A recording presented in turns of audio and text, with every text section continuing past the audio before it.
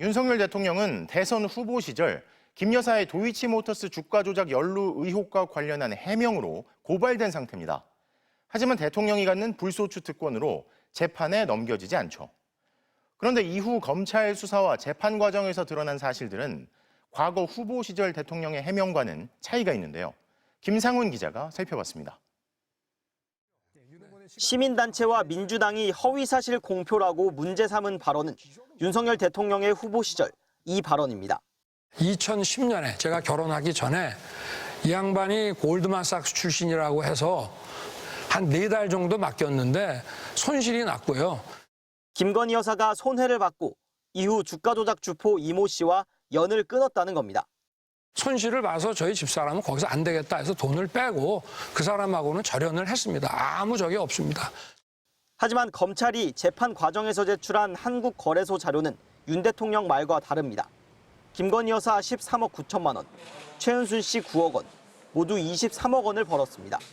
한국거래소 자료는 2009년 4월부터 2011년 12월까지 김 여사 모녀가 거액을 벌었다고 했지만 윤 대통령은 이 가운데 넉 달을 강조한 겁니다.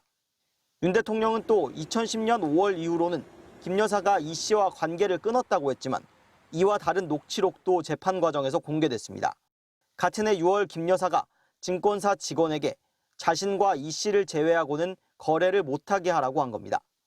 김건희 여사의 이름은 공소장에 289차례, 1심 판결문에 37차례, 2심 판결문에 87차례 등장합니다. 주가 조작 세력들이 물량과 시간을 짜고 거래하는 전체 통정 매매 98건 가운데 김 여사 계좌가 47건, 절반 가까이 연루돼 있습니다. 재판 중에도 검사는 김 여사가 짜고 친 거래를 알았을 거라고 여러 차례 의심했지만 김 여사 측은 직접 한 거래라며 납득할 만한 공개 해명은 내놓지 않고 있습니다. 검찰은 윤 대통령 부부 고발건 가운데 김 여사에 대해서는 추측만을 근거로 한 고발이라며 각하했습니다. 다만 윤 대통령에 대해서는 대통령이 갖는 불소추 특권으로 공소시효가 정지된 상태라 퇴임 이후 수사가 재개될 수도 있습니다. MBC 뉴스 김상훈입니다.